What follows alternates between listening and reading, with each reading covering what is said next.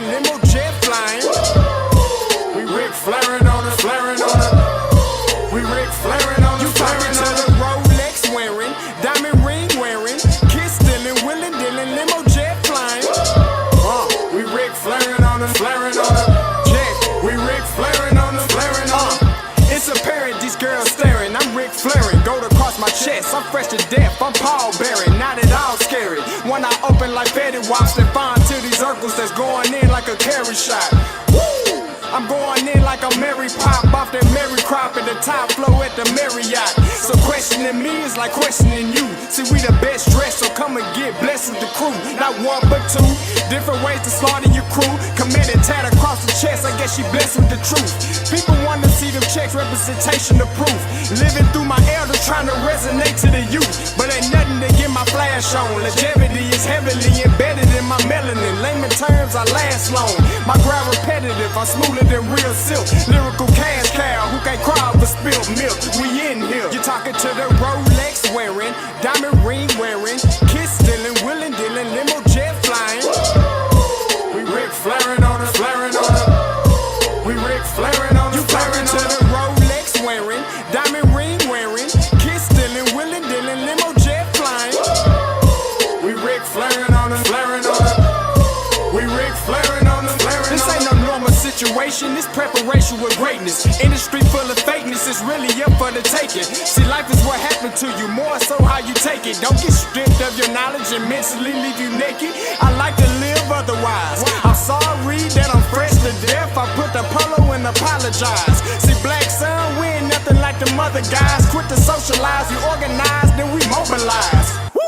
Off the deep end like a scuba diver. And no confusion, just keep it pushing like Uber drivers. Woo! Business fresh just like a supervisor in a Gucci visor. Can't find a smoother rhymer. You're talking to the Rolex wearing, diamond ring wearing, kiss stealing, willing dealing, limo jet flying. We Ric Flairin' on it, flaring on it. We Ric Flairin' on it. You talking to the Rolex wearing, diamond ring wearing, kiss stealing, willing dealing, limo jet flying. We Ric Flairin' on it, flaring on it. We Ric Flairin' on it, flaring on it. Yeah, DQ baby. Shout out that boy Meac for that fire track. Hey, Black Sun, sun up. What's up, Vinny Vegas? What in Vegas? Yeah. Shout out Pharaoh's Kids, D-Face, yeah, Bubba C, yeah, Ric Flairin' on them, Ric Flairin' on them, Ric Flairin' on them, Ric Flairin' son up. Hey, yo, Scotty, you going crazy for this one. We see what you're doing, we salute you. Hey, let's get it started. It's Backpack, Capital One. What's in your wallet? Got a call from my man A. Scott. I said I got it. Love that you highlighting all of these black colleges. Try to pay me for doing this. Look, bruh, if you don't get off my line with that foolishness, voice of the swag, pull up where you at, no cap. If the Brody is speaking the soft facts, my advice, tune in to every show. Captain Petty, but we know that the sergeants are with the smoke. Speculate, just tell me what is we doing. Get into it, okay, look, I'ma say this and keep it moving. My boy Scotty, man, he offered the least. Black grad, paying college, I'm glad that he called me. Walking, cause we all been taught that talk is cheap. Even primetime knows Scott for the HBCU streets.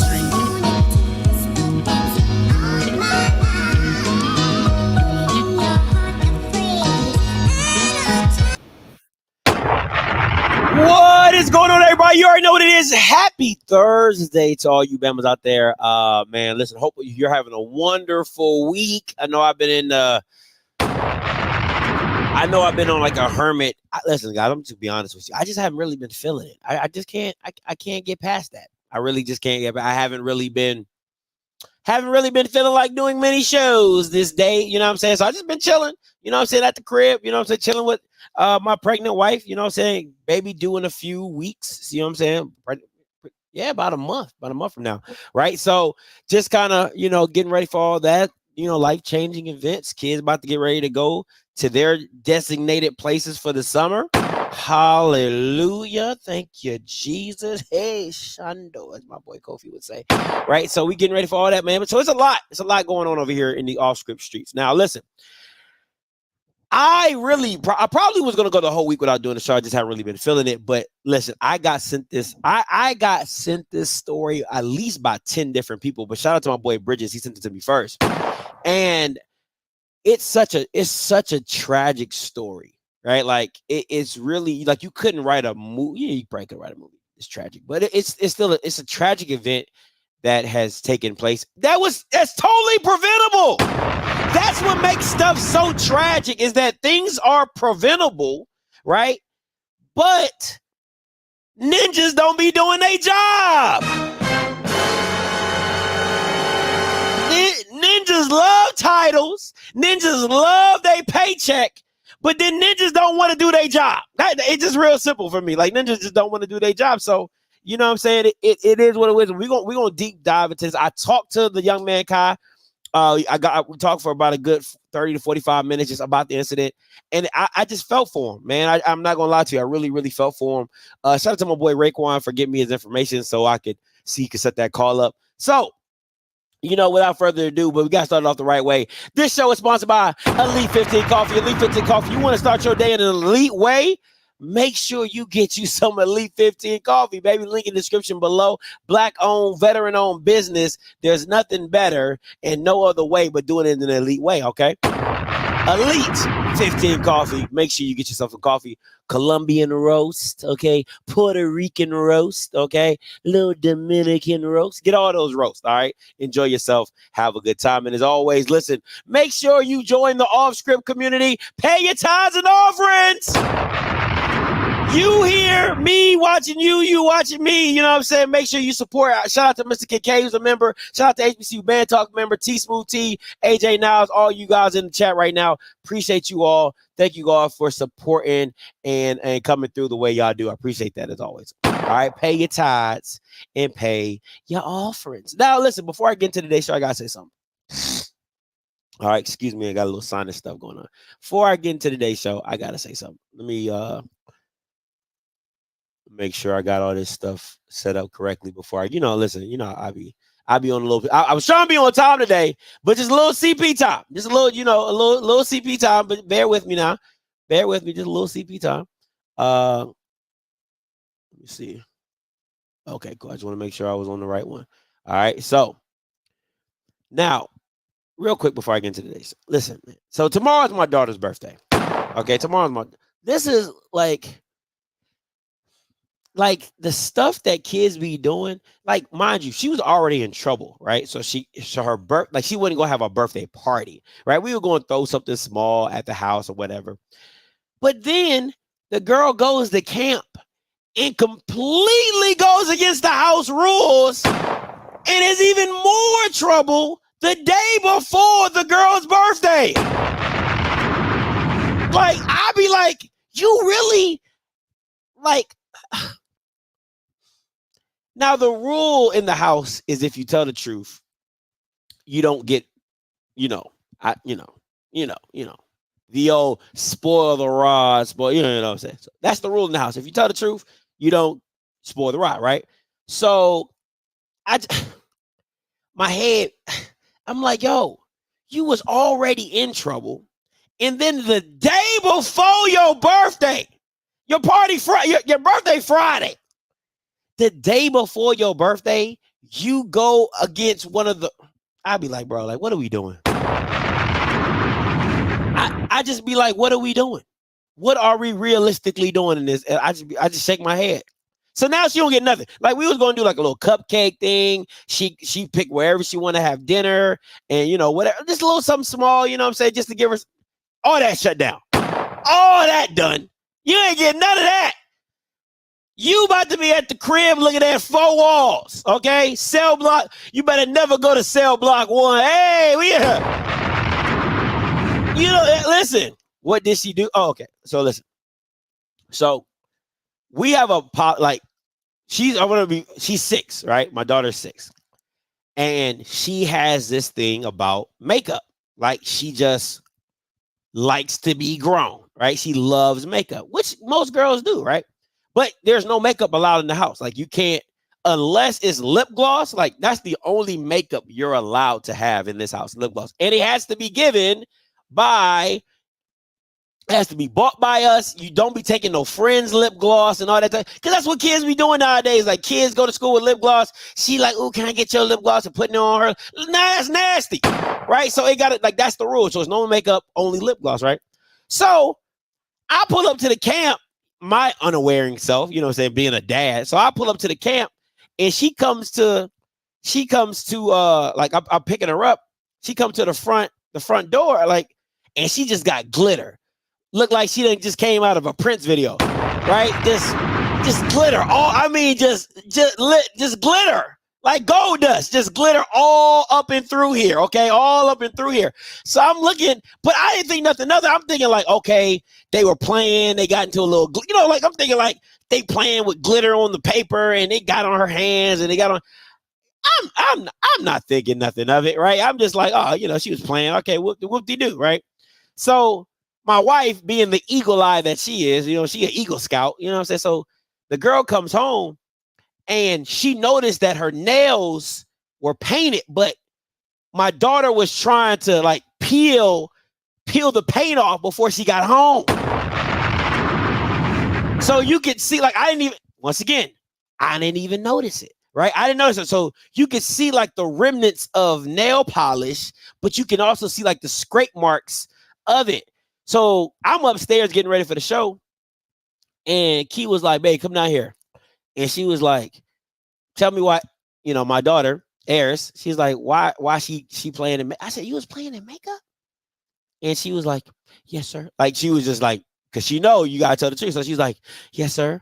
I was like, you know, like, that's like the number one rule in the house for you. Like, you can't deal with me. Like, you know, like kids, all kids got their vices. And my daughter's vice is makeup. Like that, like that's her thing. Like she just likes to get into makeup, like blush and all that. I'm like, girl, you 6. You 6. You be 6. Okay, be 6. So now she in trouble. So now she's sitting downstairs looking at the wall. And then she gonna go to bed early. She gonna wake up. She gonna get a happy birthday. Okay, and she gonna take her ass to camp. Oh, we don't got camp tomorrow. So she ain't even going to camp tomorrow. So she's gonna be looking at 4 walls for her birthday. Happy 7th birthday. Happy lucky 7th birthday. Now a little girl done got you in trouble, even more trouble for your birthday because you want to be grown, right? So that's what's going on in the house right now. So it's crazy, man. Girl down there sitting at the bottom of the steps looking at the wall.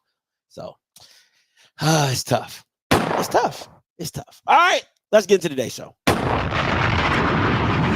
Rule of the day: don't be like my daughter. Okay, don't be like my daughter. Do it right. Let you know. In reference to track, let me pop this off real quick. Now, let me just say this.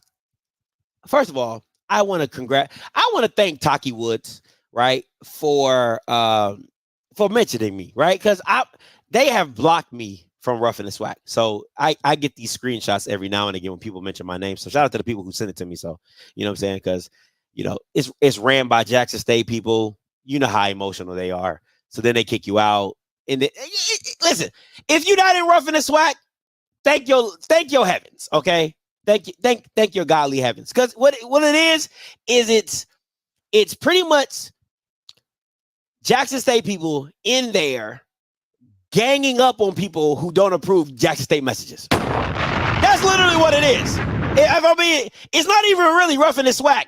It's JSU versus everybody. That's really what it is, right? That's really exactly what it is. It's just JSU mindless sheep.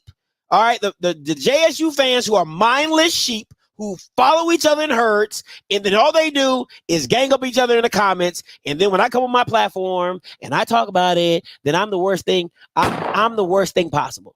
Okay, I'm the worst thing possible. Okay, I just want to make that very clear. So anyway, Taki Woods, right? Taki Woods says, I hope OffScript picks up this one the way he does the swag. And Vic Cinnamon Flair. And if you know who Vic Cinnamon Flair is, listen, it be the most tambourine playing his ass ninjas. Like, it be the most, that's why he changed his profile pic. It be the most tambourine ass playing niggas that be saying some stuff, right? So, Vic Cinnamon Flair, right? He says, why would you want that man to spew HBCU hate? He needs to just disappear. Disappear. Listen, man, these are the people. Let me say this very carefully. These are the people that overlook the problems in society, right? Because let me say this, and I'm telling you, I promise you. Let me cook real quick, right? My issue with stuff like this is like you would rather this stuff stay hidden under a rock just so HBCUs won't be looked bad. Not for it to be changed, because if you don't speak up and you don't speak out, then you have the situation where you're 20 years down the line and you're not where you should be. I'm going to say that again for the people in the back because I really feel like I'm preaching right now. This is what happens when you sit back quietly with administration, with leadership, with things going on in your conference, and you're 20 years down the line and you look back and say, damn, we have not done anything right. Or if we would have fixed it 20 years ago, where would we have been now? How far would we have gone or been or accomplished if we would have fixed it in the beginning? But people constantly overlook, don't say anything. It's HBCU, come together, this, that. No, you're coming together to hide a problem. It's no different than in some families where somebody gets essayed or somebody gets assaulted or something happens in the community or the family and nobody wants to say anything because we don't want the family to get a bad rap. While that person continues to go on freely doing it wrong, messing up people's lives. It's the same thing in the Meac and the SWAC and the CIAA and the SIAC, right? It's that you allow people in the positions of power to move however they decided to move, right or wrong, with no accountability, but you don't want anybody to bring up anything because, oh, it's HBCU love. And Vic Cinnamon Flair be the main one in Rough and the Swag talking about this school ain't this and this school ain't that. And you know what they'll tell you? Oh, it's in a private group. It's in a private group. It's not public. People can't see this. It's in a private. Bro, like, what have you done to like elevate? Right? Because let me tell you this, it's two things in the HBCU community that they're going to tell you. If you never graduate from HBCU, let me give you the rules. I gave you the rules a couple years ago. I'm going to give you the rules again.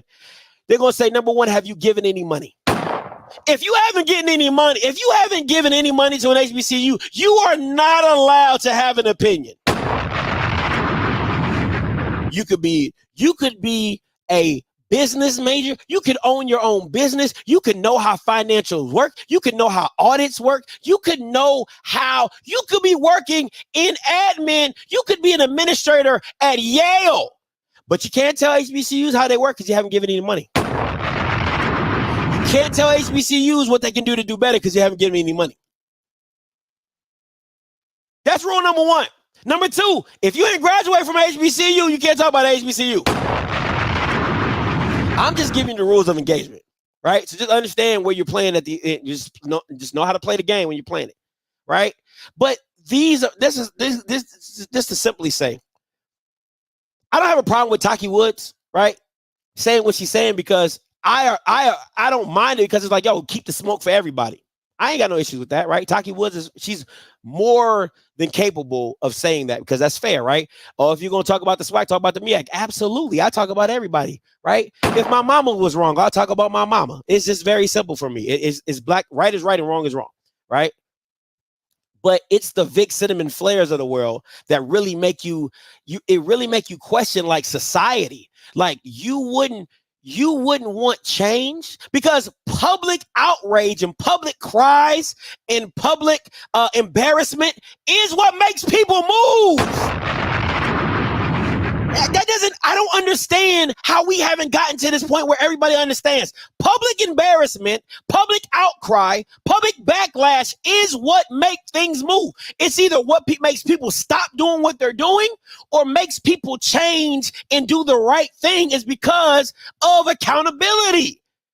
So if you do not talk about it and it doesn't garner enough attention, people will continue to do what they've been doing because they don't get in trouble for it. And they get paid to do wrong shit. Y'all. Okay, let's go into today's topic. Right? And let's talk about Kai Cole and the situation of what Kai Cole is going through, right? And I got a little bio, you know what I'm saying? I want to read a little bio so we understand who he is, right? So here we go. It says 2023-22. Now this is straight off Norfolk State website, right? Personal records. All right, personal records. 60 meters. Let me zoom in just a little bit, guys, for y'all. So y'all can see this a little better. Hopefully y'all can read it, but I'm going to just blow it up a little bit more. All right, here we go. That's good. All right, so here we go. 60-meter indoor champion, 200-meter indoor champion, 100-meter 2023 track and field invitational, 200 meters, NCAA preliminary round, 300 meters, South Carolina invitational, right? Last year, I believe he was a four-time track athlete of the week. All right, you're talking about the Meac indoor champion in 60 meters, competed in 5 indoor meets, racking up 5 individual wins, named track athlete of the week in February 1st, selected the VSAD all-state second team, opened the season with a pair of running up finishes in the 60 meters, 300 meters. So this is last year, all right? I just want to give you guys, this is last year, 2023, and stuff like that. I just kind of want to give you a small rundown of who he is. This is not no regular Joe Smo, a Jag, as everybody knows, just another guy. You're talking about a high athlete caliber track runner, okay, for Norfolk State. Just want to be very clear. And he's on the radar if this year alone he was named Meac 4 times track athlete of the week. Okay? Track athlete of the week 4 times named by the Meac. So he ain't just no run-of-the-mill type of dude.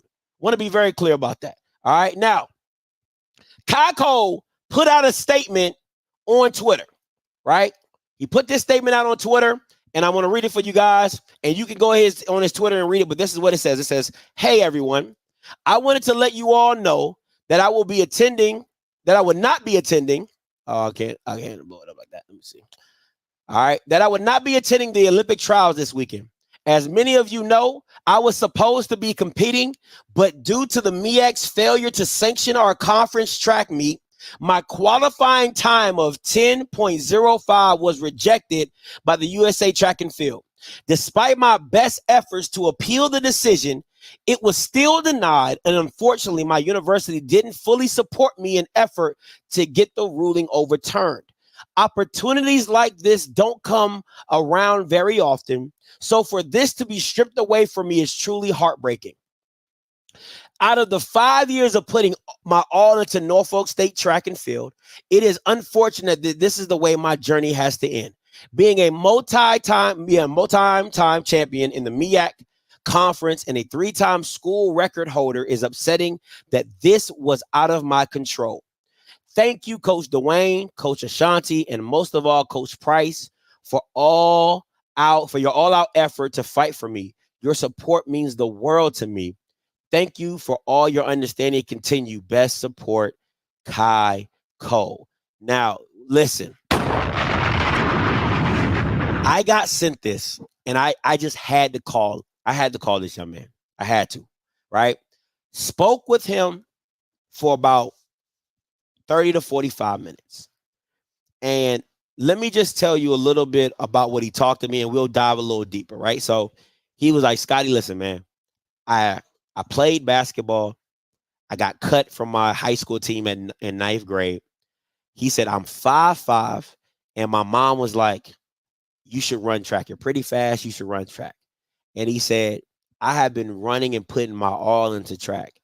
And to finally, and he said, this was my dream. He said, I told my mom when I got to college that my dream was to run in the Olympic trials. That was his dream.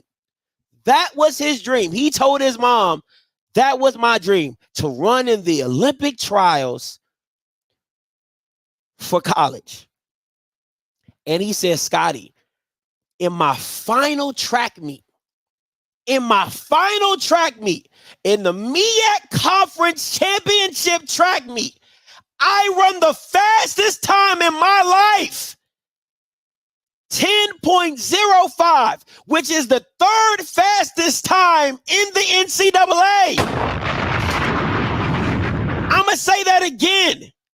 It was the third fastest time in the NCAA.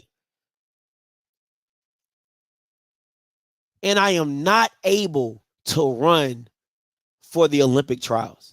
He said, I can't even express to you. He said, I can't even express to you how. And you could feel, like, just talking to him on the phone, you could feel the emotion. And I was trying to keep it together because I just hurt for him, because you put all this time, all this effort to make your dream come true.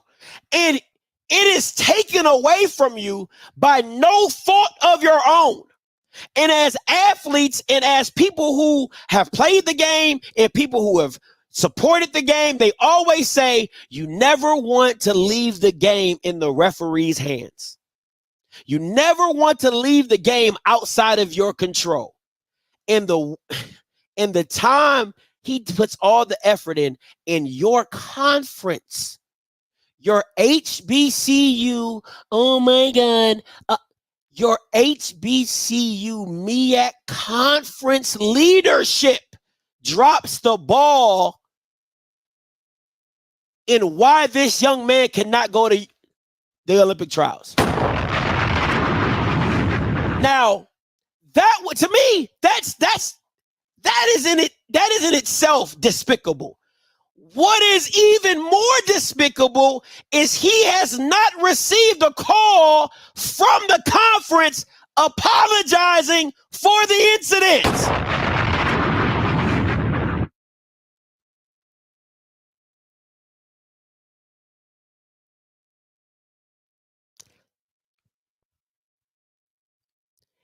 I asked him, I said, have you heard from Sanja? Have you heard from anybody from the Meac conference? He said the only person they've talked to is my coach, my head coach. So let me give you how this works, right? Because I know a lot of you asked, like, how did we get here? How did we get here? So let me break it down to you like this. This is off the USA Track and Field website. Straight off the website. Straight off the website. It says, a USFTF sanction is an official designation issued by the USA Track and Field through a local association which approves and licenses the holding of the competitive track and field, long distance running, race walking event in the United States. USA TF sanction events are provided with liability insurance only. This is off the website. Only USA TF sanctions events are eligible for national and world records. They tell you this on the website. There is no confusion. This is not hidden from you. This isn't put in the deep depth darks of the web and the internet that anybody does. They put this on the website. Scotty, what's a sanction event? The USA Track and Field sanctions are official designators that allow for the hosting of competitive track and field, long distance race walking. To obtain a sanction, an event must be sanctioned before participating registration opens, submit a completed application appropriate to the USA Track and Field Association. I'm doing somebody's job for them right now.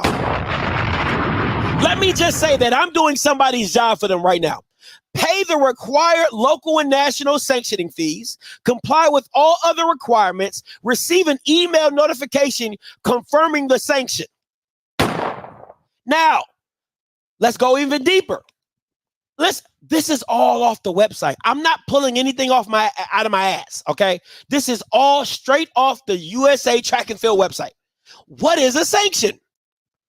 A USA Track and Field sanction is an official designation issued by the USA Track and Field Local Association, which approves, you already know. The sanction is also a contract, which evidences the event's commitment to follow national, international rules and regulations of the sport and to provide a safe environment for the participants. Once the event has satisfied the sanction requirements, the event's application for sanction is approved. Let's go even deeper.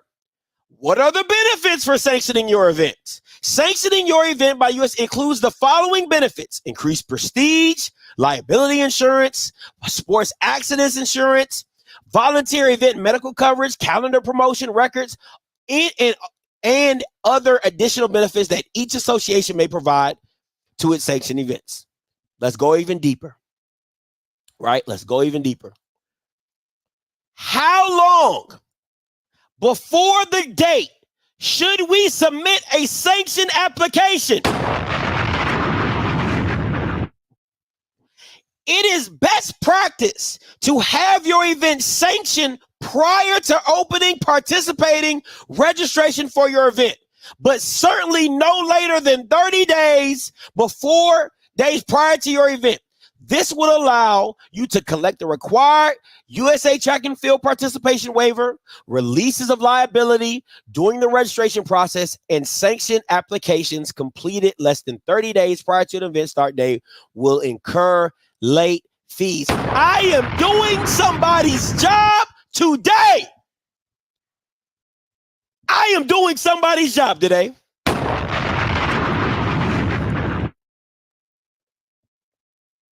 And none of this information was hard to find. I literally Googled USA Track and Field sanction. Literally. That is all. It was not difficult at all. Not difficult at all. So again, what's sad about it is this now. Let's be very clear. The Meac Outdoor Track and Field Championships were May 6th through May 8th. So 30 days before that means you should have already been sanctioned. You should have started that process in April. Late March, early April. March and April should have been your go-tos. This should have already been done and handled. I'm going to say it again. What, who, how, when, where? There are people in office. You have people in your office who work full time for the conference, who get paid to F stuff up.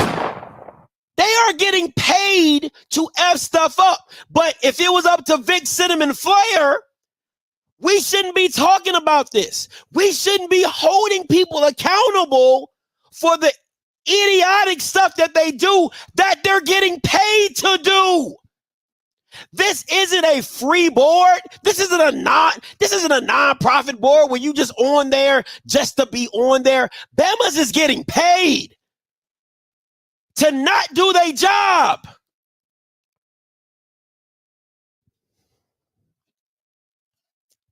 There is no excuse. Let me explain to you something. What is going on right now is if you threw a Juneteenth party every year and every year you're unprepared, you need to stop planning parties.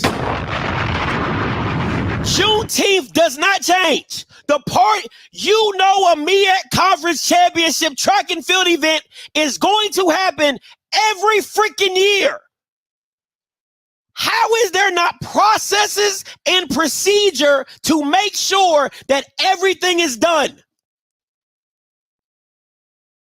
That's my thing. That's my issue. This isn't something new that they just said, hey, you know what we're going to do this year? We're going to do a Meac Conference Championship track. We're going to do a Meac Conference Championship. Oh, I like that idea. We should start that. You've been doing this shit for the last 40 years. 30 to 40 years you've been running track events. I'm not saying for 30 years they needed to be sanctioned, but I know for the last 5 they did. At least for the last 5 years they had to be sanctioned. So explain to me how this process gets dropped. How? Listen, Sanja and her team, listen, first of all, that young man deserves listen. If Kamala Harris can call Coach Jackson at Grambling for winning the NCAA tournament and tell him congratulations and all this and that, Sanja and her commissioning ass needs to call up Kako personally and apologize. Personally. Ain't no assistant, ain't no secretary. He better not see a statement before she call his ass and apologize. Because that's what needs to transpire. And the Bama. Listen, I would be like the parent who your son or daughter done messed up. I'm taking your ass to the house and I'm going to apologize and I'll bring your ass with me and you going to apologize too. That's how that situation should occur. Sanja need to bring whoever dropped the ball on the phone. He or she needs to apologize. And Sanja needs to apologize to that young man personally. But that's what accountability looks like. That's what accountability looks like. So what does he do? Oh, nothing. He just runs the fastest time of his life. You can Google this. This is on the Meac website as well. Google it.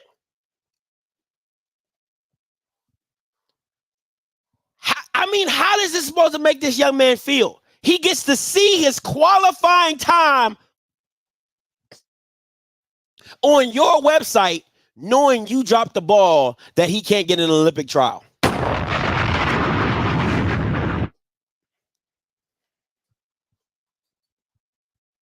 Explain that one.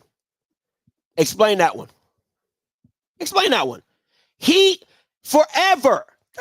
Come on, man. Like you got to feel this young man's pain forever. This time will be up there and he will know that he never got his opportunity to run for an Olympic trial because of the freaking conference not doing their damn job. Forever. There might be a lot of things that go wrong in the world, but come on, man, like you gotta feel for this young man. You got to.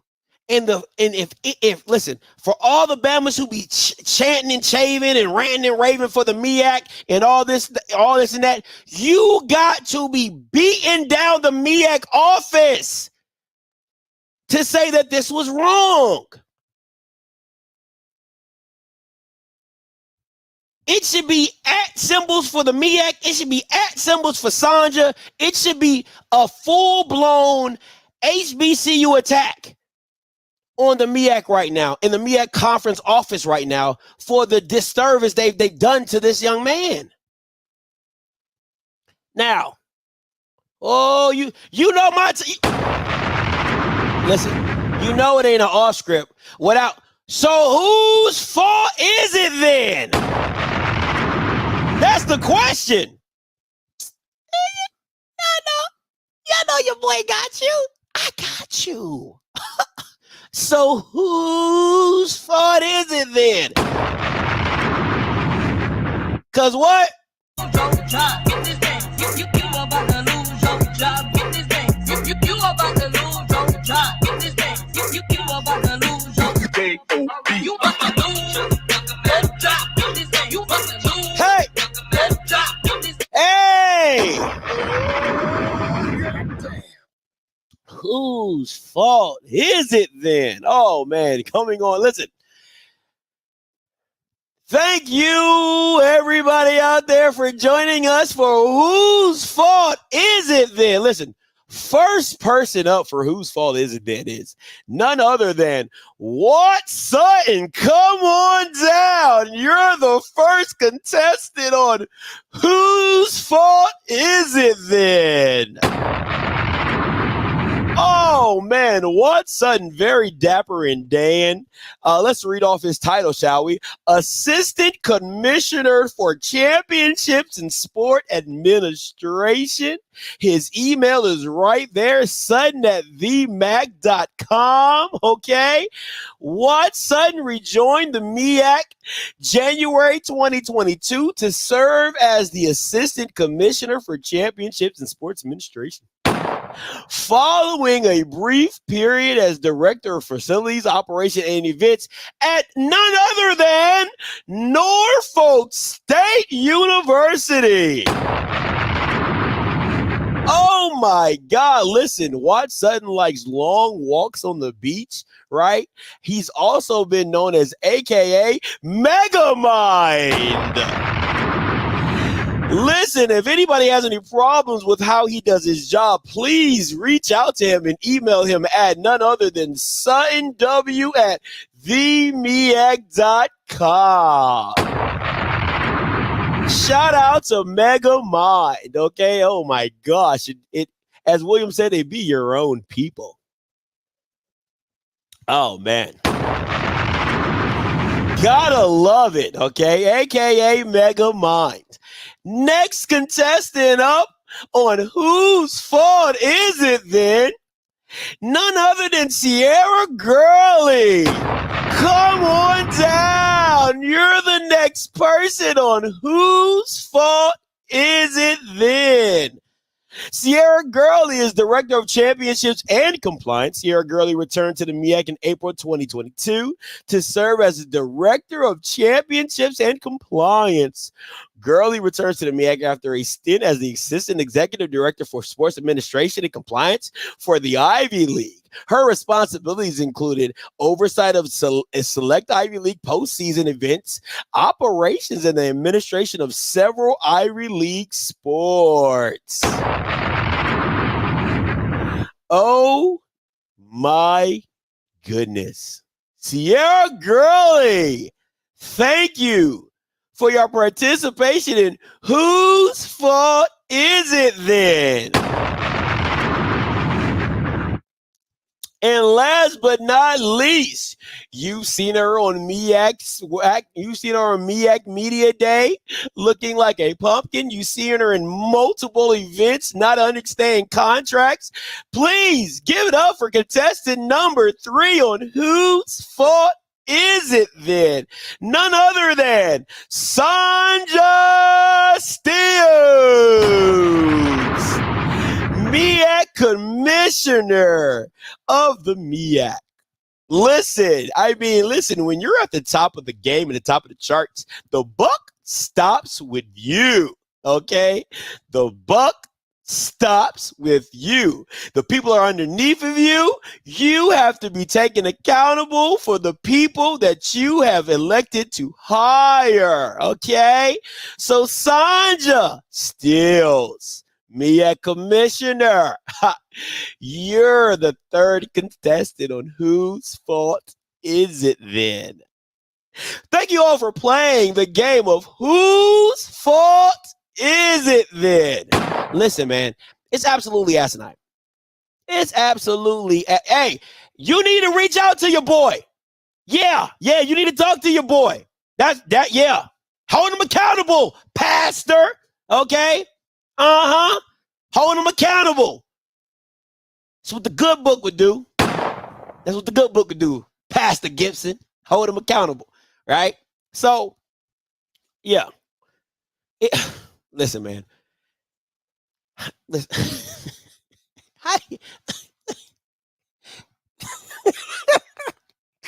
How you mess up?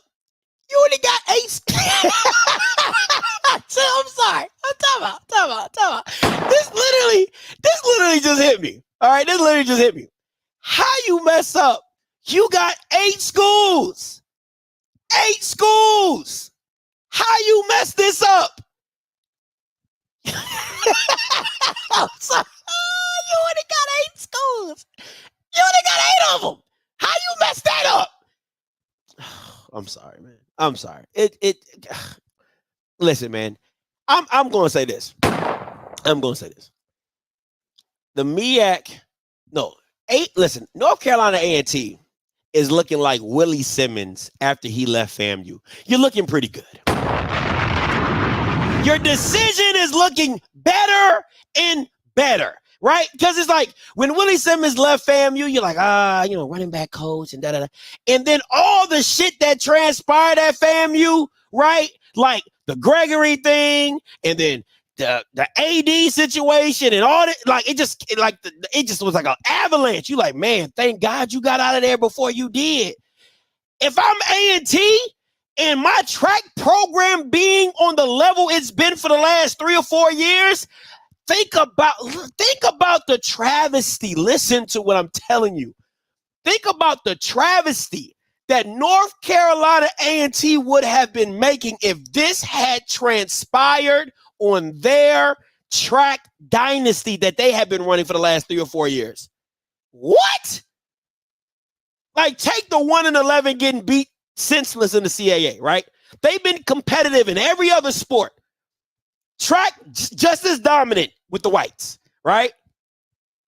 So just if they were in the Meac, because you know they was going to run track. They were going to run the track program. And this transpired with North Carolina A&T's track program with the Olympic Bamas that they didn't been having for the last 3 or 4 years. Dog, I would have came in that Drake like Stone Cold Steve. I would have been in the conference. You know what? Okay. You know what? Let me explain to you how I would have been in the conference office. I'm going to show you exactly. This would have been me at the conference office.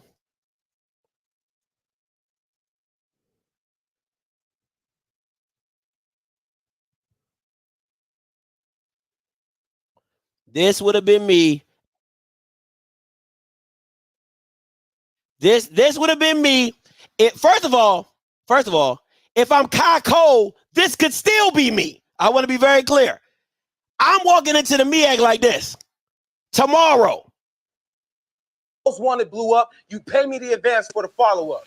Now, is that not what the fuck you said? That is what I said. But it is more complicated than that, Cube. Right there are metrics. Come on, Brian. I got a baby on the way and a house I just paid for off the strength of what you told me. I mean, you gave me your word. Cube, would you just calm down? Calm down. I am just trying to give you what you want. You not? Now, Ben did the work. I gave you the product. Give me my money, Brian. When a man does the job, he's supposed to get paid. And you making it seem like I'm begging for some shit that's technically mine. Of course you are not begging. And I am not trying to be difficult, man. I promise you.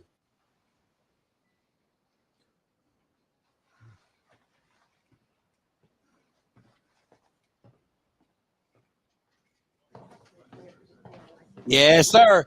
If I'm Kai Cole, that's exactly how I'm walking up in the Meac conference office tomorrow. I want my money. Should have kept your word, Brian. Jesus Christ, man! What the fuck you doing, dude? God damn! I will get you your money, man! God damn it! Think I give a fuck about these fucking records? I'll put up these fucking records. This is my shit. No, I know that, dude! I will get you your money! God damn it, I'm Now sorry! fuck up your shit. Look, you got damn it! Just fine. Take it out what you owe me. Boy, I would have have came in that joint. I would have came in that joint like King Griffey Jr., swinging away, hitting everything in the Meac. You think I give a damn about these personal records? Wow, I'll be up in there smashing and dashing everything. That's exactly how Kai Cole, if I was Kai Cole, all 5'5" of me would have been up in that office breaking everything Sanja still got. Autumn Celebration Bowl. Oh, I'm getting all that shit up. Oh, I'm getting all that shit up. Them Autumn Celebration Bowl championships. Big.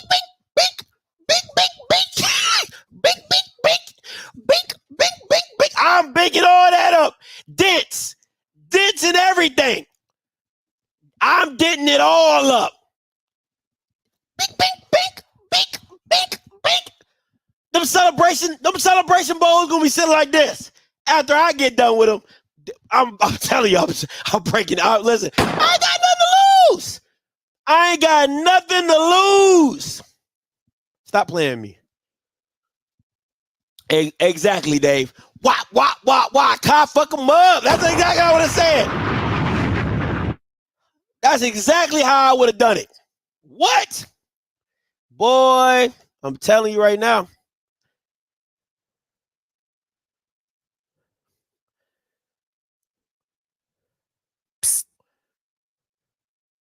You better not ever go to cell block 1. To any bitch that talk to him and they in love, just make sure you hide your little sister from them.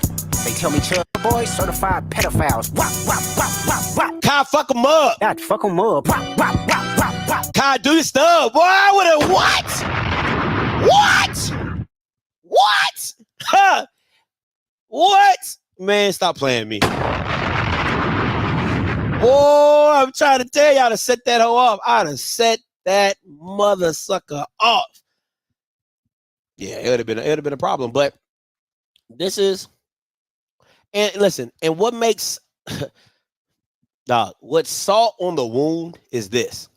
Tomorrow is the U.S. Olympic team trials. That's what makes this even worse. Tomorrow, guys, come on, man. Like, I just want y'all to feel what this kid is going to be feeling tomorrow. He's going to be watching the Olympic trials. He probably wouldn't even watch it because he's probably so hurt. He knows the Olympic trials is tomorrow. And he had a time to qualify to run. And he won't be in it. What? You got to feel for this young man. You got to feel for this young man. It's a travesty, man. It's a travesty. But then the thing that blows my mind is that people are going to go about, the Meac office is going to go about their day like it's just another day in the office. They've ruined this kid's dreams. And they're just going to do it and go by it like it's just another day in the office. Because somebody didn't do their job. It's just another day. But we shouldn't be talking about this. This is HBCU hate. No, it's incompetence. Call lines are open, 518-263-8124, 518. You are the only participant in the conference. All participants are muted. 518-263-8124, 518-263-8124. Call lines are open. Listen, I want to hear from y'all of what should the consequence be?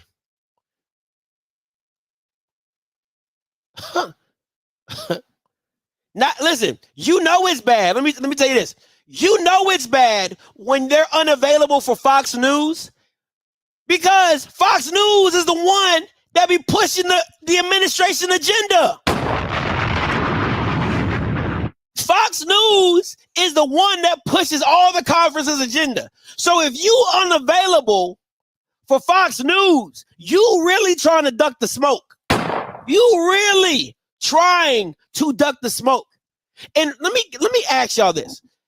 Did they think like Kai wasn't going to make a statement? Because I want to be very clear. Because a lot of people, like, I was on a panel recently and they talked about, athletics and stuff like that. But I tell people all the time, right? You have to understand that social media is the mediator for all of this, right? Because without social media, there is no galvanizing behind Kai, right? Like we don't hear it, it's just like he tells his family, he tells his friends. There's kind of like a word of mouth situation that gets around. But with social media, you bring in thousands and thousands of people are able to come and galvanize behind you and push your agenda for things to be changed or people to be held accountable. That's how the George Floyd situation happens. That's how Black Lives Matters happens, right? Like it's because of the community coming together and pushing it forward to say, hey, this is wrong. This should have been done right.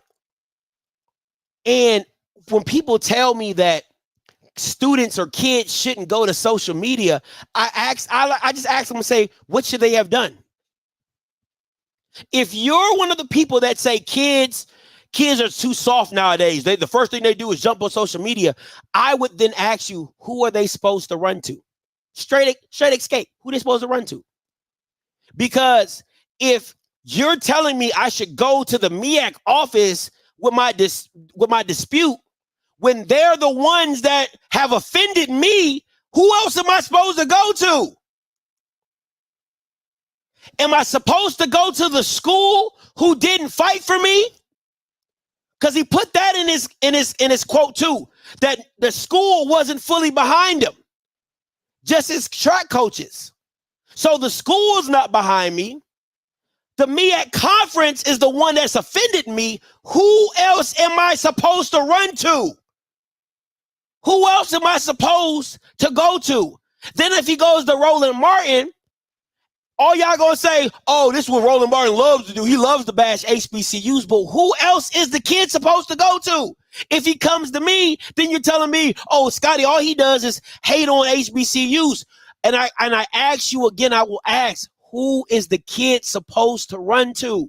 Who is he supposed to go to for justice? Who is he supposed to go to for retribution?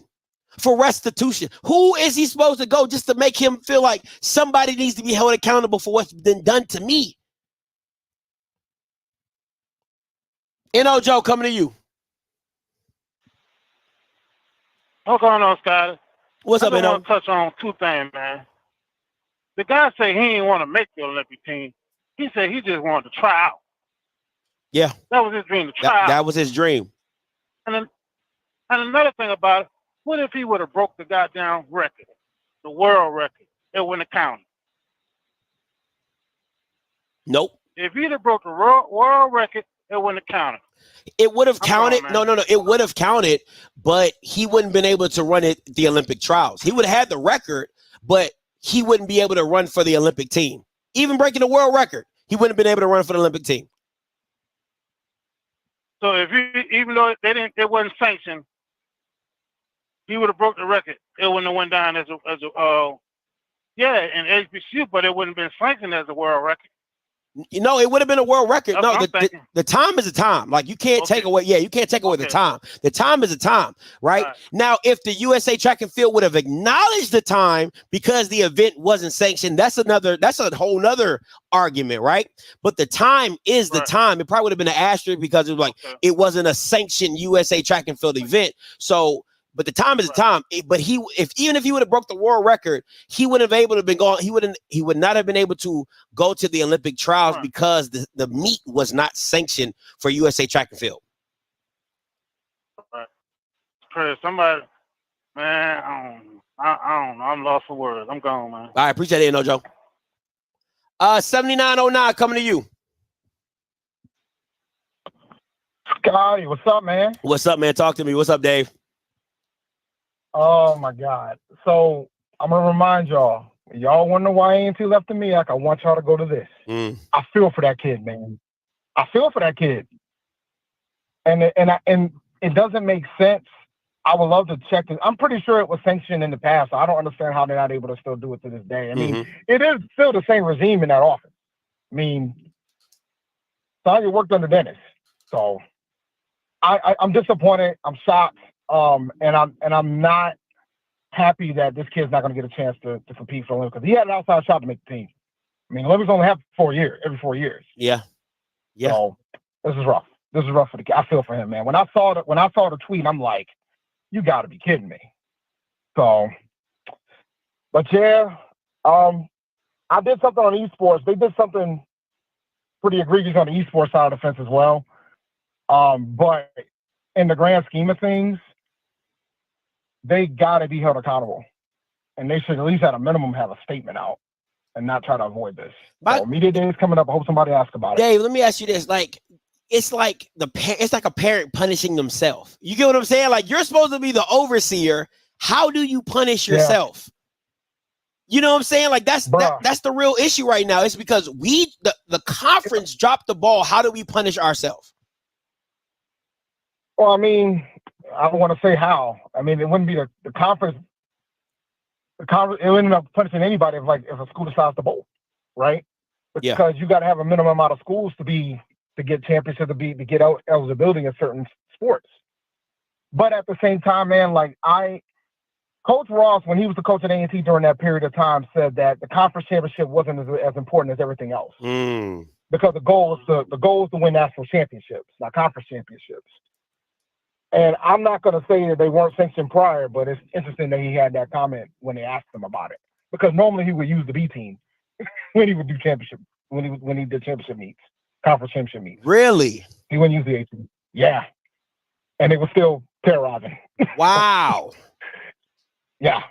Because when his son was on the team, man, Randolph Ross was special. And then we had the 4x400. So like a lot of times for some of the conference meets, it would be the B team.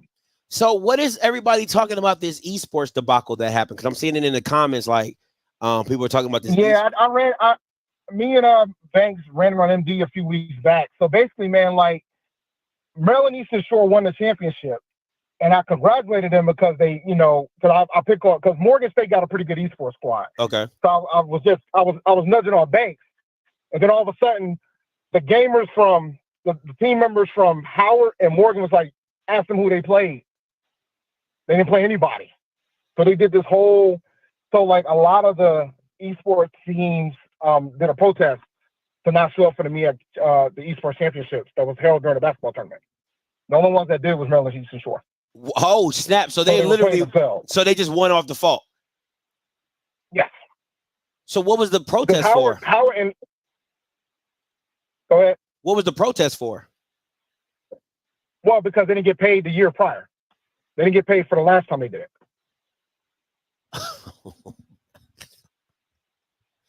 So yeah. What is going on, man? Like this, that's what I'm saying. You're going in and out, boss. What'd you say? No, I'm saying, like, how does this even happen? Like, I swear it's like, it feels like parenting. Like, where's my birthday money? What birthday money? Like, you know what I'm saying? Like, we turning the lights on, we keeping this on, like that's where your birthday money went to. You know what I'm saying? Like, that's what it feels like with this situation. It's like, who do you hold accountable when things keep dropping? And I'll say this to the people that support the Meac or in the Meac. It shouldn't just be football and everything else goes to the wayside. Oh, no. That was the thing, too, right? Because I think a lot of folks assume A&T left because of football. No. They cost us the COVID championship in basketball, too. Like, there's other sports where it's like, football is going to be numero uno, as it should be for every conference. But there's so many other sports that you got to cover. And, and A&T's not, and at the time when A&T was running in the Celebration Bowl, they were good in other sports, too. Yeah. They were winning championships everywhere. Baseball, basketball, track, they were winning everywhere. So, but yeah. That's so when crazy. folks wonder why A&T left and whether or not they're going to come home, I want y'all to remember this. But good job, Scott. You have a good one, boss. Hey, appreciate it, Dave. Listen. Listen.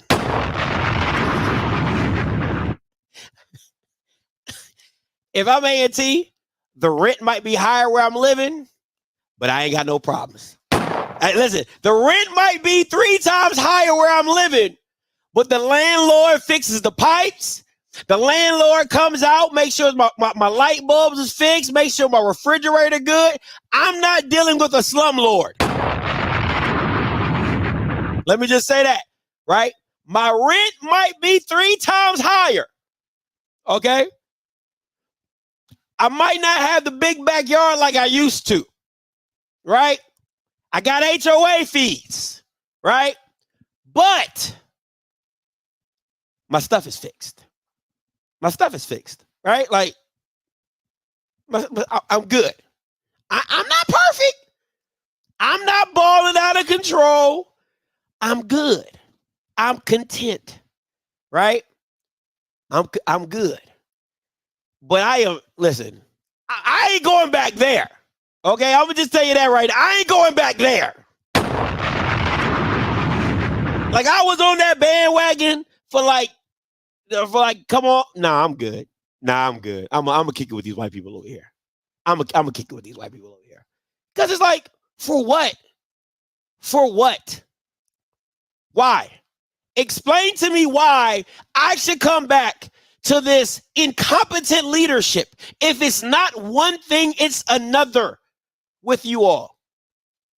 It's always something. Why? I'm not gonna go there. All I'm gonna say is this. Y'all keep treating leadership like the way that HBCUs treat leadership is like how people treat like cook jobs or sales jobs, right? Like, you feel like you can just put anybody in there, right? We just get anybody. That's not how that works. That's not how that works. Like, you should get somebody in the leadership role that you feel like can manage and maintain and elevate the conference. I keep telling y'all, stop putting educational people in leadership roles.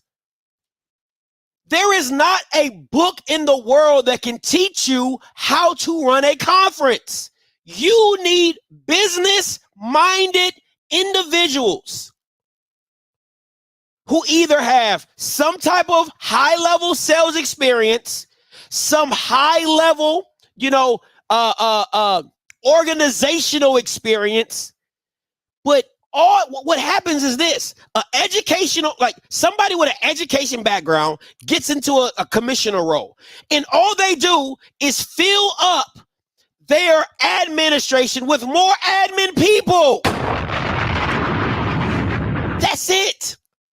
That is the stupid shit that goes on in HBCU conferences. You find an educational person, a real smart, educated Negro, right? Who knows his academics, who graduated from an HBCU. Listen, you can find a smart black man who didn't graduate from an HBCU, who's ran a business, who's a VP of sales, who's a VP of marketing, because that's the kind of person you need in the position of a commissioner.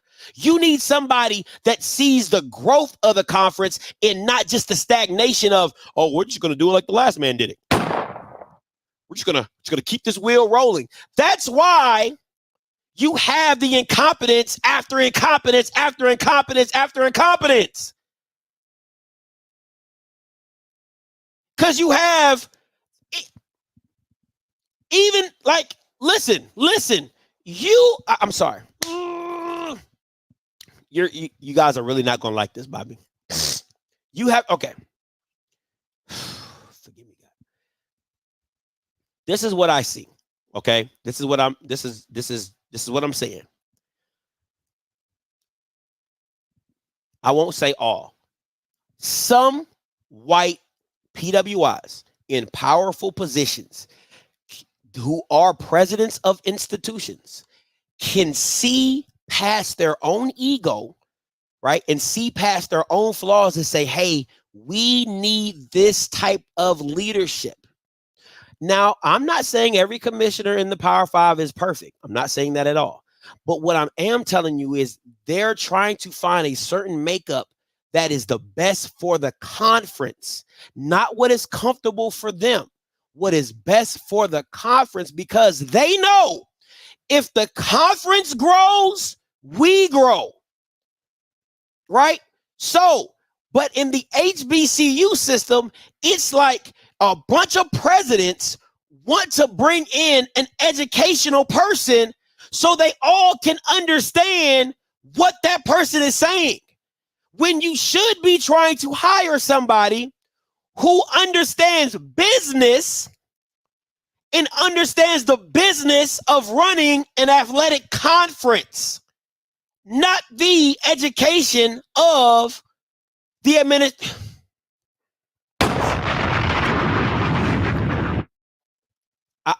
Listen, that is not colored based. I want to be very clear, right? Who you hire is not a color based situation. If you hire a white man, because listen, I'm gonna keep it about. Let's keep it honest. No HBCU conference is probably gonna. I don't know if they ever have hired a white person to run a conference. I don't believe they ever will. It's an HBCU conference, so why would we do that? Okay, I get it. Whatever. So you can find a competent black man or woman who can run a business, right? Like, but you gotta look at it in a grand scheme of like, okay, you know who would be perfect for a conference, right? Is the executive director for the OBC, right? What is her name? Somebody put it in the chat for me. That's the type of people you should be looking for. I'm going to say it again. That's the type of people you should be looking for to run your conference. She's a black woman who's ran her own business, right? Who sees the few, who can see, like, that is what innovation looks like, right? I'm going to go, instead of the Meac hiring Sandra Steele, who the only real resume bullet for her is, I've been with Dennis Thomas or Dennis Thurman, whatever that damn name, whatever that Bama's name is, right? Instead of that being the only bullet on why she got her job, how about you actually go find a black woman who's actually accomplished things in the marketplace that you're trying to sell to? That is my biggest conundrum. You guys will get up here and say, Scotty, all you do is hate.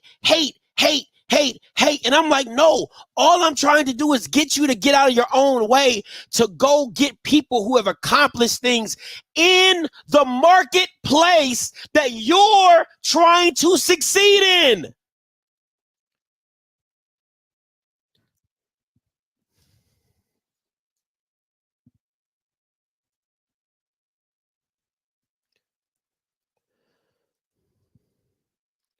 Kendra Bullock, right? Kendra Bullock is the executive director of the OBC. Kendra Bullock got the OBC on ESPN. Kendra Bullock got Denny's to sponsor the OBC. Kendra Bullock has other Fortune 500 companies to sponsor the OBC. Now, why wouldn't you want Kendra Bullock to run the SWAC? Why wouldn't you want Kendra Bullock to run the Meac when you see what she can accomplish in the marketplace? Those are the people you should be looking for. Those are the people you should be pitching, or at least going to Kendra and say, hey, Kendra, look,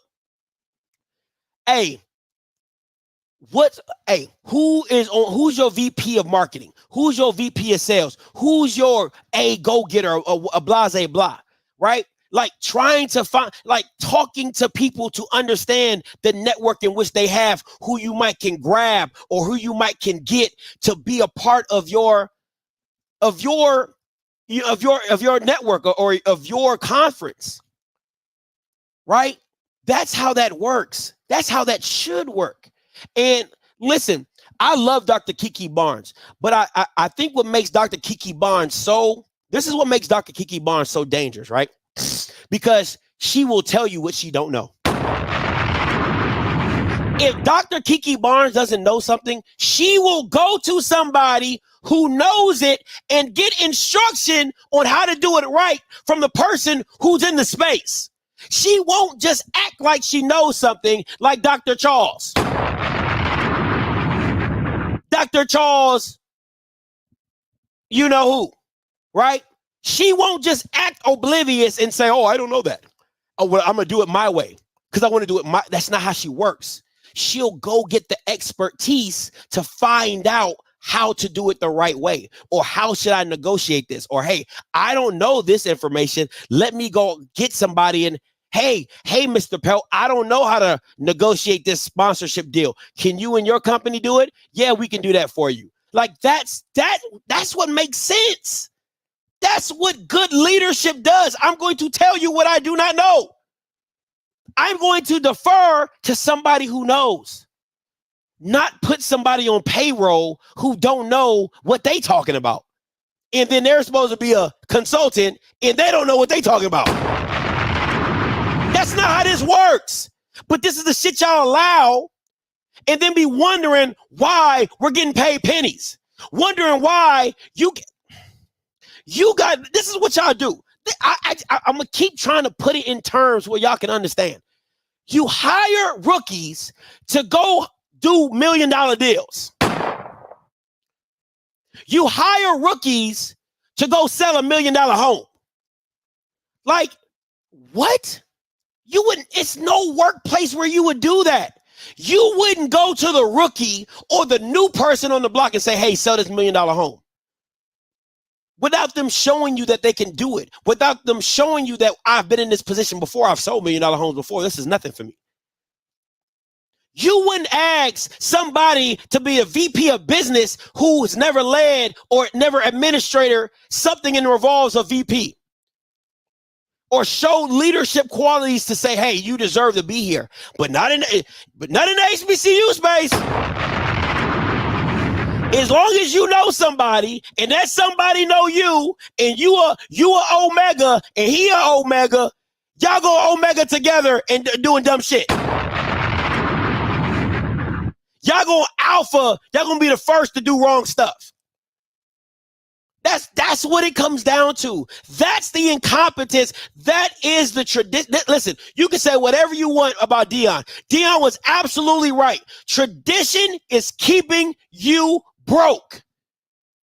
Tradition is holding you back. And it's not the tradition that you want to revelate or you want to reminisce on. It's not the history of the conference. It's not the rivalries of the conference. It's the traditions of doing dumb stuff. It's the traditions of doing bad business. It's the tradition of making bad hires.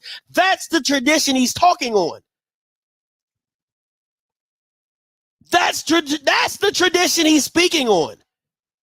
Every conference has traditions, right?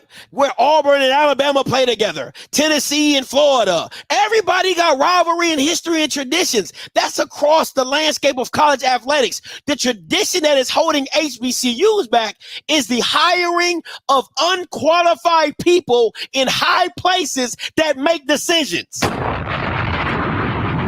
That is the tradition that will continuously hold HBCUs back. That is the problem. You might not like it, you might not love it, but that is the issue. Your tradition have led you to paralysis where you just like, oh, this is what we do. This is what we do. This is how we do it. It's been like this. That's what comes along. And then you have people who like me or people that challenge authority or people that challenge the spectrum. And you're like, oh, you hate black people. You hate HBCUs. You hate how we do things. You want us to be white. It's like, no, that's not what we're asking. That's not what we're saying at all. What we're saying is break out of the mold that's kept you broke for the last 20 freaking years. Break out of the mold that's kept you lollygagging. You can say whatever you want to say about being underfunded, which we all understand is a crippling place. But I'm going to tell you this. If I gave you the money, you would still trick it off because you would still continue to hire the wrong person to manage it. That is the concern. That is square one. If they gave you the money tomorrow, you would still trick it off because you continue to put people in place that don't know how to run stuff. So what does it matter if I give you $100 million if you trick it off in 10 years? What does it matter if I give you $1 billion and it's getting ran by somebody who don't know what to do with the money? You'll be surprised at how fast that money goes when you have bad leadership in place.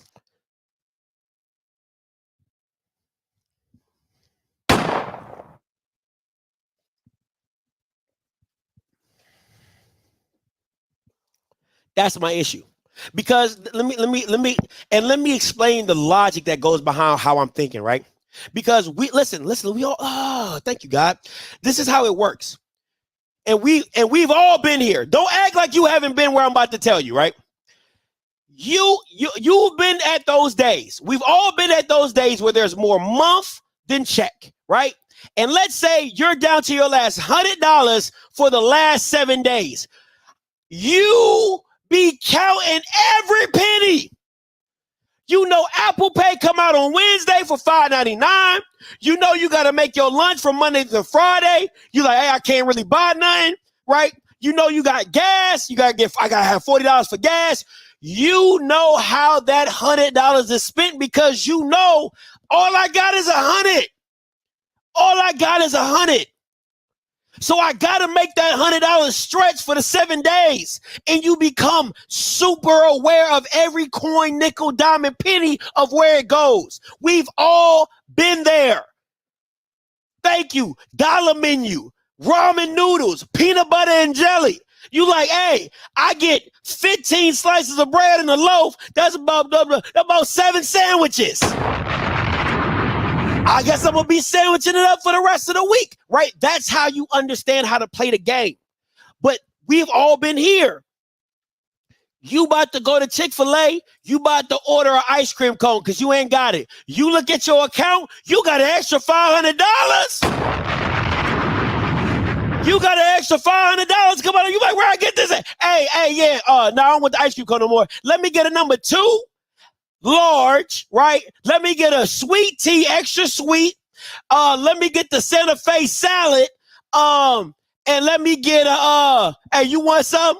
Hey, my man want a large fry. We've been there. We've been there. Stop playing. We all know how the game go. But when you have people like that in administration, right?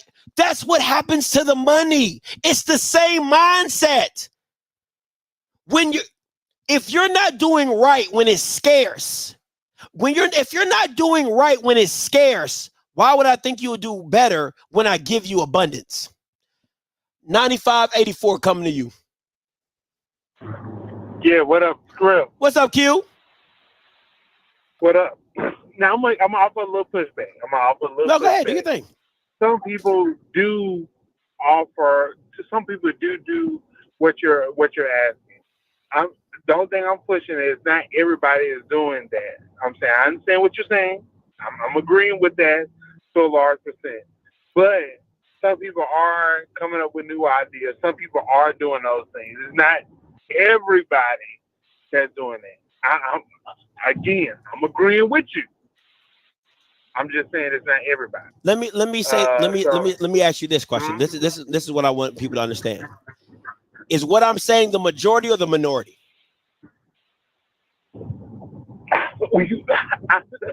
What you've been saying looks like the majority. It looks like the majority. But on other hand, some people get outvoted on what they want to do. I'm saying that's the only difference. But at the end of the day, you're still making my point because the people that outvoted you are now, listen, I understand boards, I understand government, because y'all take this thing super, y'all go to the minute. Scotty, I mean, we're ran by the state and we're doing this and we can't do this and we can't do that.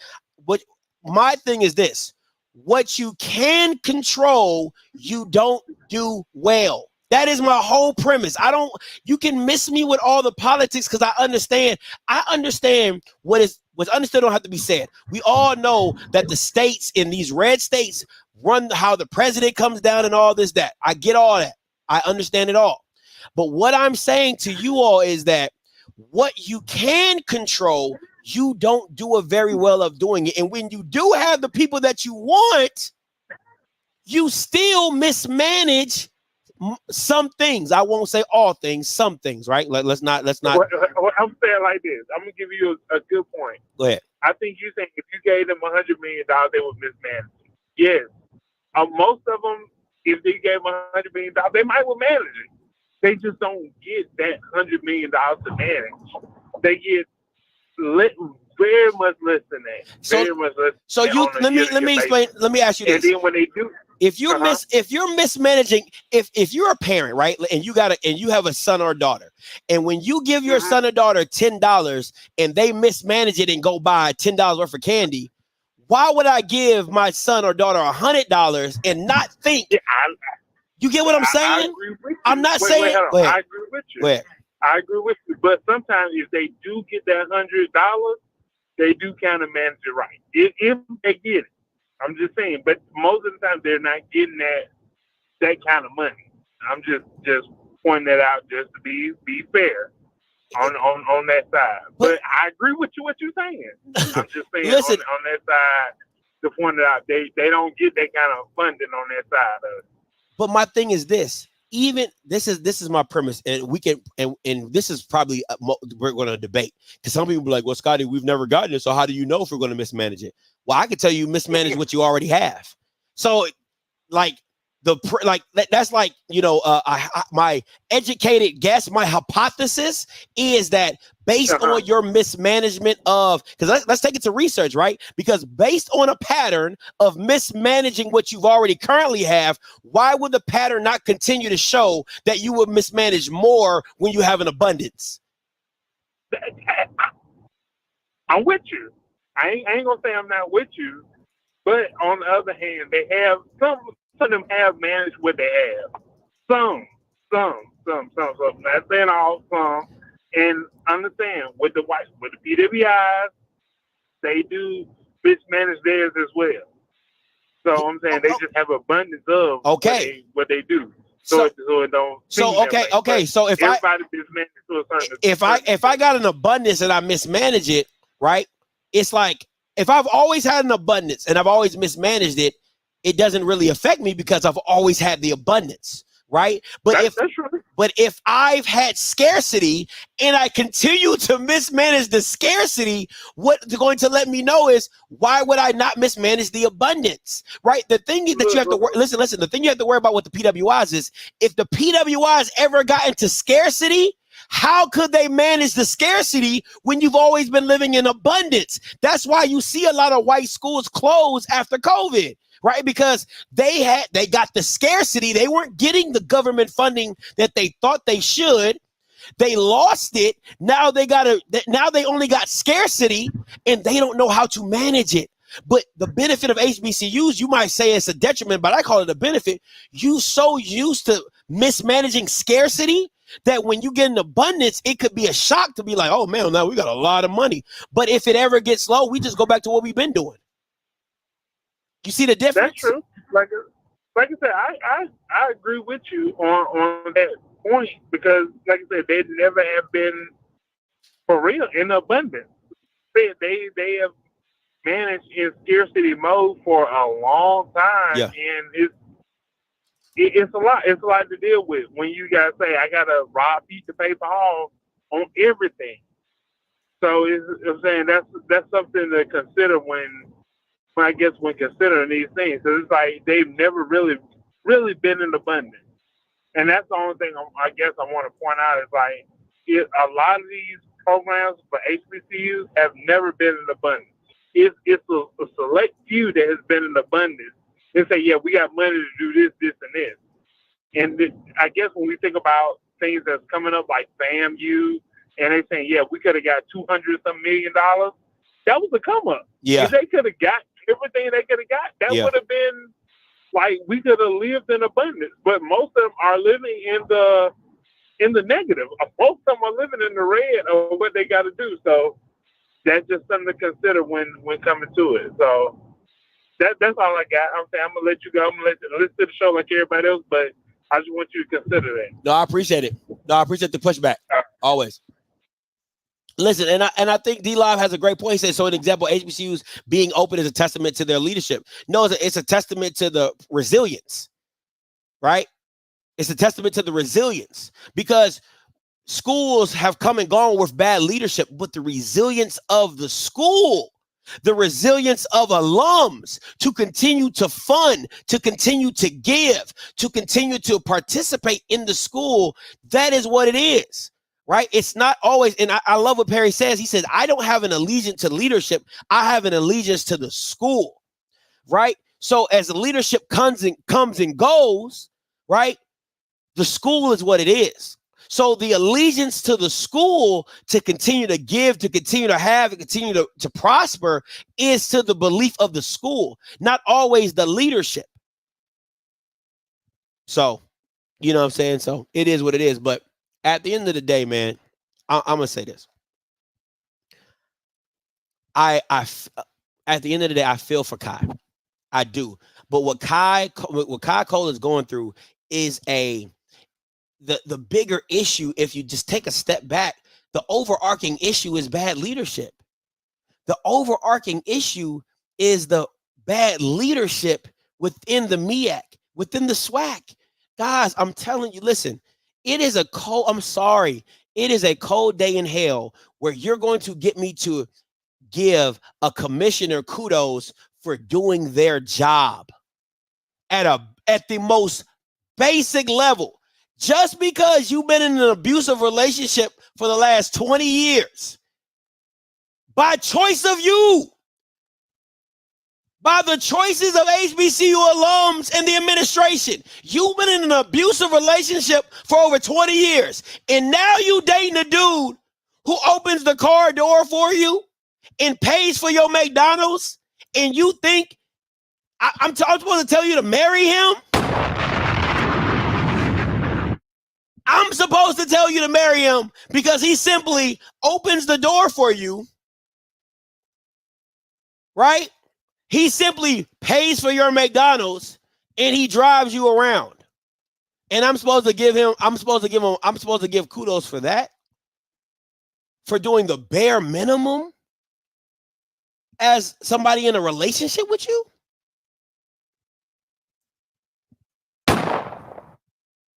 Come on, man. What are we doing? What are we doing? But it's like when you're not used to nothing, this is what you get. When that girl, let me tell you this. This is what the SWAC sounds like. This is what the SWAC and Meac sound like, dating these commissioners, right? And as a guy, any guy's gonna understand what I'm about to say. If you take a girl out, and after you take a girl out, she says, wow, nobody's ever been this nice to me.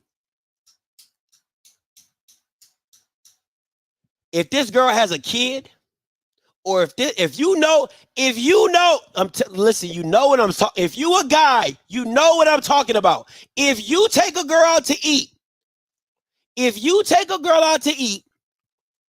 and you say, and she tells you, this is the nicest anybody's ever been to me, and you just did something basic, like take her to dinner, you already know what it was. You already know what it was. That is how it goes down in the SWAC and the Meac. It's the basic. Y'all giving commissioner kudos for basic shit. Oh, we've re-signed our ESPN deal. Basic shit. Oh, we're on YouTube. Basic shit. Oh, we have a Meac Foundation nonprofit. For what? To do what? Basic shit.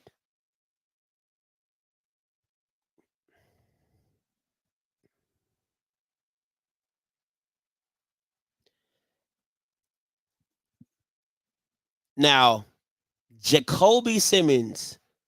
Now, I don't know if that's a pink sauna suit, but you definitely need to go somewhere. That man got that man got the Diddy suit on. That man got the Diddy pink shirt suit on, the shiny suit. Ain't nobody take my pride. Ain't nobody hold me down. Oh no, I got to. What color pink is that? I ain't never let. You know it's shiny if it's shining on your profile picture. It's shiny. That's different. That's different. That is different, Jacoby, but thank you for the comment. You didn't care about Kako when he was winning. You're using this young brother to tighten the screws on HBCUs. This is the crazy thing. Oh, man, I love it. I love it, right? This is the crazy. Jacoby, you're more than welcome to call in as well. We can have a conversation. This is so great. This is why I love idiots, right? Because none of this would be happening if the Meac would have did their job.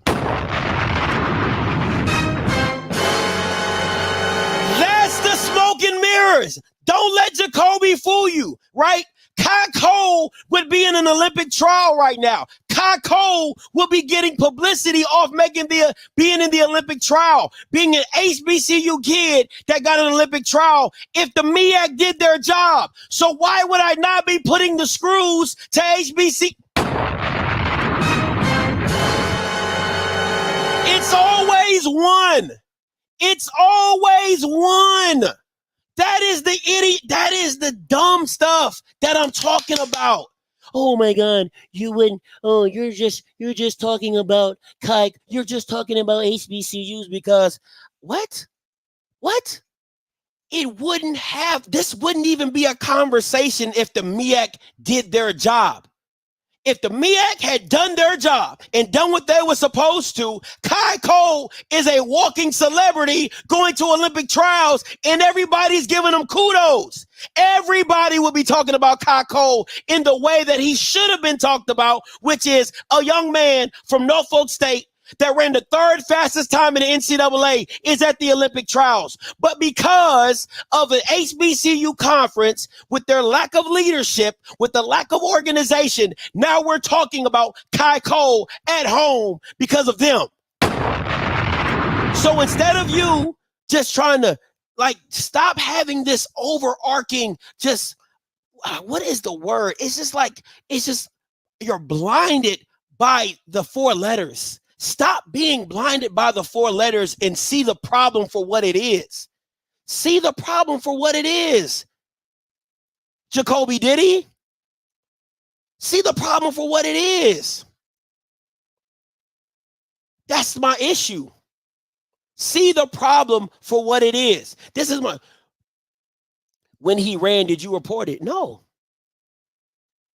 I didn't. That's the problem? Because I didn't report it when he ran the 10:05 that didn't count for the Olympic trials? That's the problem?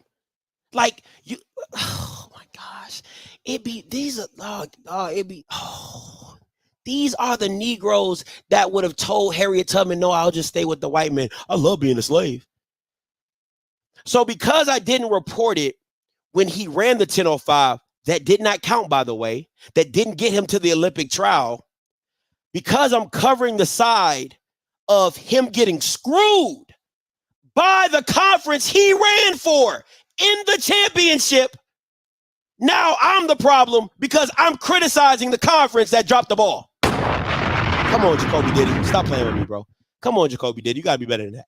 You gotta come smarter than that. And once again, the call lines is open. Unless you're working at 8 o'clock at night, you're more than welcome to call in.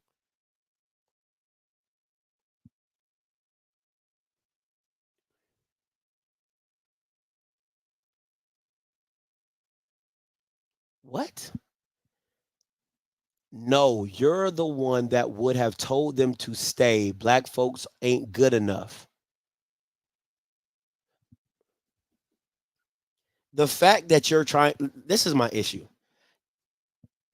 You're trying to change the narrative of, I shouldn't report on this because I didn't report on him running the 10:05.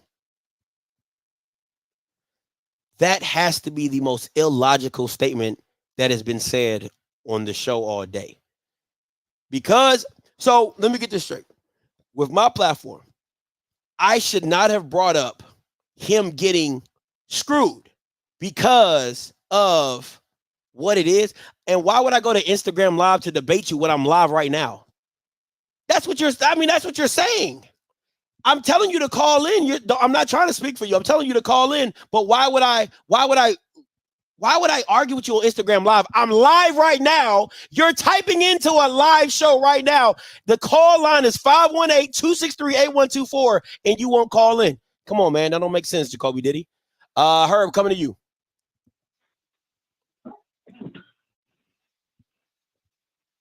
Herb, hey, live. man. Hey, what's up, man? What's going on? Dude, stuff like this, it's nasty work, man. And the thing that bothers me the most about it is that, we don't have the benefit of a margin of error when it comes to optics.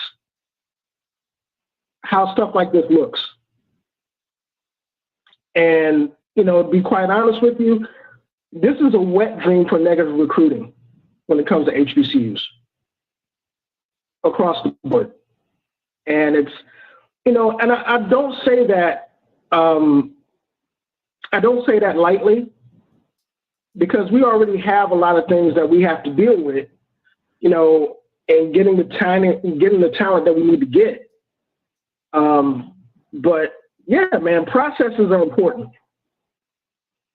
And, something that you mentioned earlier really struck home with me is that, tradition, that word gets tossed around a lot.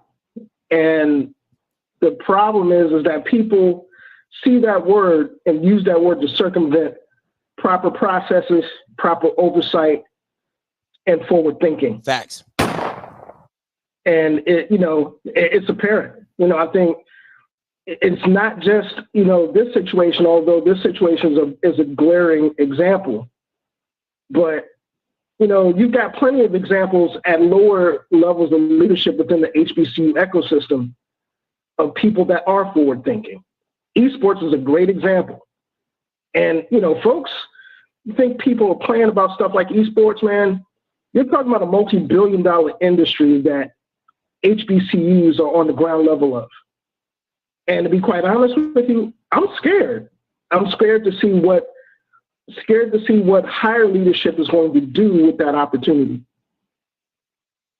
Stuff like this is mind-boggling because, again, we don't have that margin of error to have something like this, which is relatively simple. Absolutely. Happen and be like, okay, somebody can turn right around and say, well, yeah, you can go to an HBCU, but this is what you're going to deal with. We can't afford to have those types of optics, man. And that's something that we've got to correct. You correct it by oversight and by hiring the right people. The thing that kills me, Herb, is this. When I was talking to Kai, he said this. He was like, what made him so upset was the Meac dragged him around interview after interview, talking about his accomplishment, talking about his time that he ran, and this is how it ends. He said, you've been using me as like a media darling, right? Like, oh, come here, do this interview, say here, da-da-da-da-da. And then you drop the ball on your end, and now I can't get my goal and my dream. Yeah, and that's whack, and I think that's something that, when we look at the sum cost of things like this happening, that's what it boils down to. We can talk about the mission of HBCUs, which is legit, and for the most part, which has always been on point to a blue in the face. But experiences like this are things that we cannot sweep under the rug or erase or downplay, because ultimately, again, we don't have the margin of error to say, okay, this is an anomaly. Facts. Because folks that don't have our best interests in mind are going to use that to look at the next generation of kid or the talent that's coming up and saying, okay, yeah, so what? HBCUs are comfort, HBCUs are a place where you can feel at home, but you got to deal with this. And, why not? Why do you have to deal with this when you can go to our school where we have the resources in place? Never mind the fact that, you may have a situation like you have at the University of Georgia where folks are in the comment section talking about Juneteenth on some other stuff that we talked about earlier, but we ain't gonna get into that. Yeah. But the fact of the matter is that we can't shoot ourselves in the foot. We have to be able to provide that type of package to say, hey, look, this is what you're going to get when you get here, and we can excel and grow. This is my thing, and listen, you're so spot on, Herb.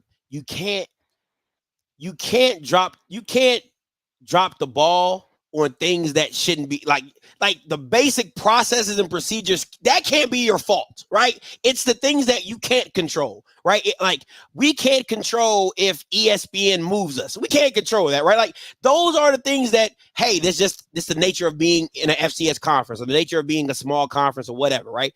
But the things that you can't control, you have to control them. Those aren't the things that you should be getting dinged on, right? Because like Cole said, he said every time he goes to a track meet and people look at him, they're like, oh shoot, what you gonna do? You at an HBCU, right? He said every time I won, it was like one step forward I'm putting on. He said, then this happens and you take 10 steps back.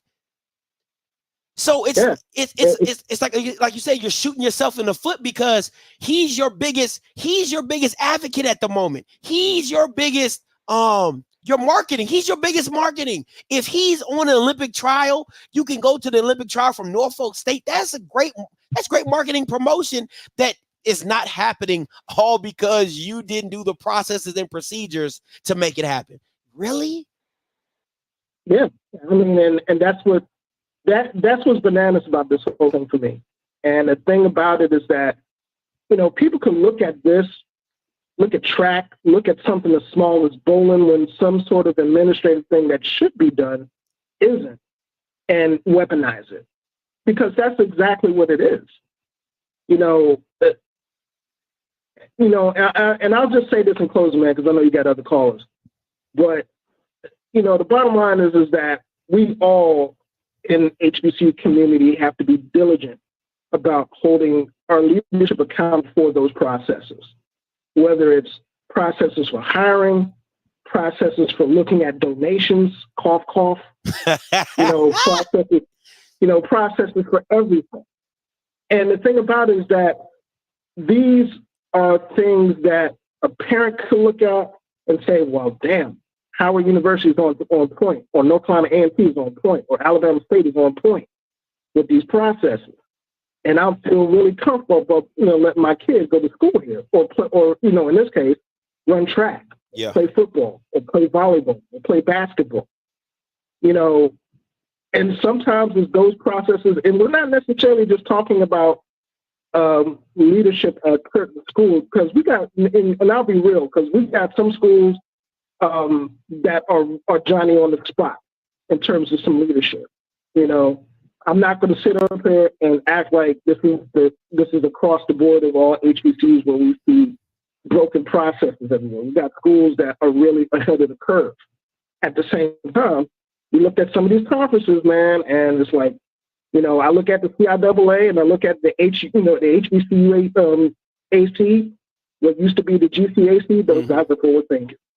We're looking at the SIAC, we're seeing what they're doing. The issue is the biggest conferences that we got. Dropping the ball. Swacking the Yeah. And I mean, look, the proof is in the pudding. And you can't get mad. We can get mad about it, but at the same time, don't be surprised when you see, that recruit go to an SEC school or another Power 5 school or a Group of 5 school or an FCS school and be like, okay, well, yeah, they got this in place, but y'all don't. We got to, we have to close that gap by hiring the right people. Agreed. And, that's it. Agreed. No, man, appreciate the call as always, Herb. Keep killing it. Hey, man, appreciate it. Oh, real quick. What's up? The HBCU Hoops Weekly online portal is coming late in July, man. Shameless plug. You did send me that on Twitter. I'm gonna check it out. I didn't get a chance to look at it. I'm gonna check it out. Yes, sir. All right, bro. Later. let me just say this before I get up out of here. Right? I want to be very clear with because I know a lot of you guys, y'all, man, listen, y'all say stuff and y'all be like, Scotty said, okay, listen. There are certain things. I keep saying, I'm going to say this first. I always say, if HBCUs would just do better customer service, a lot of situations would just be better, right? Because if you just treated people better, right? Like when I hear a lot of good stories and memories of HBCUs, it's presidents going to back for kids, it's professors really loving on their students, it's alums being there for other students and being there for, the future kids. That is that's what always will and continue to make HBCUs different, because of the camaraderie, because of the family atmosphere, because of, I felt so connected to my school and to my classmates that we still hang out. They're my uncles, they're my aunties, they're to my kids, and those type of situations. So you have to lean into that more. HBCUs need to be the Chick-fil-A of college. I'm going to say that again. HBCUs need to be the Chick-fil-A of college. And it's not that things won't go wrong. That's not life, right? People have gotten their order wrong at Chick-fil-A. It is how they treat you that makes you keep coming back.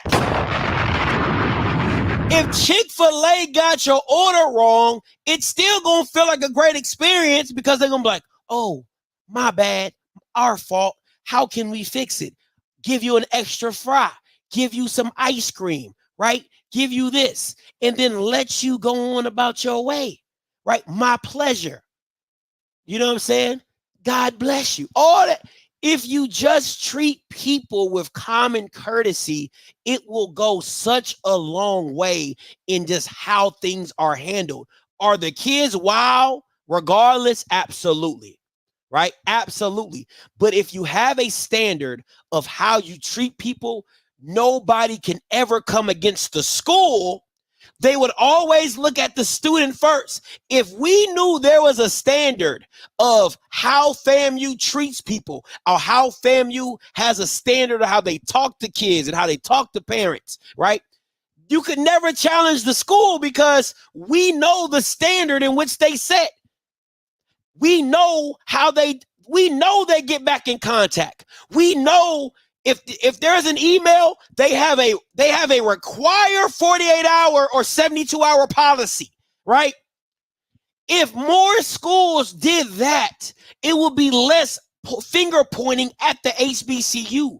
But there's not enough CYA at HBCUs so that you know, like when people say, listen, man, I got people who say, Scotty, I didn't email a SID. I never heard anything back. Like, there's too much of that. There's too much of students saying, I emailed my advisor 3 days ago and nobody's responded to me, right? There needs to be more standard of common courtesy standards across HBCU landscapes. It could be college, but to me, it's like, hey, we're already behind the 8 ball. How can we step our game up? Stepping our game up is just treating people better than the PWIs would treat them. That's just that. It's just simple. Just really comes at a simple thing of just saying, hey, from here on out, we have a 72-hour email policy. If a student emails you, you have 72 hours to get back to them, right? Or whatever you might deem acceptable, 3 days, 4 days, or whatever. There's a 3-day policy or 4-day policy, whatever, right? Those are the things that I think that should be implemented. You're not dealing with a school with 30,000 kids. If it was 30,000 kids, it's no realistic way you could be like they're like, man, it's like 6,000, 7,000 kids. And you split that up through different advisors and stuff, you can make it work. Right? You can make it work. But if you have policies in place and you have a standard of service and a standard of treatment for these kids, of just showing them respect, to me, a lot of that will go a long way. So if HBCUs became more of the Chick-fil-A style of customer service, I think a lot of things would just be ran a lot smoother, in my personal opinion. But, you know, what do I know? Hey, listen, guys, I appreciate your time as always, man. Stop killing me. I'm going to do the evaluations when I get to them. All right, don't kill me. All right, I'm going to get to the evaluations when I get to them. All right, I appreciate it. Listen, my heart goes out to Kai Cole, man. It was great talking to you. I hope your story continues to grow and gets bigger and really puts a fire and flame. I hate that you had to be the one to take the bullets. I hate that you're going to have to be the pedestal and the statue that gets built of new processes and procedure that go forward because of what has happened to you.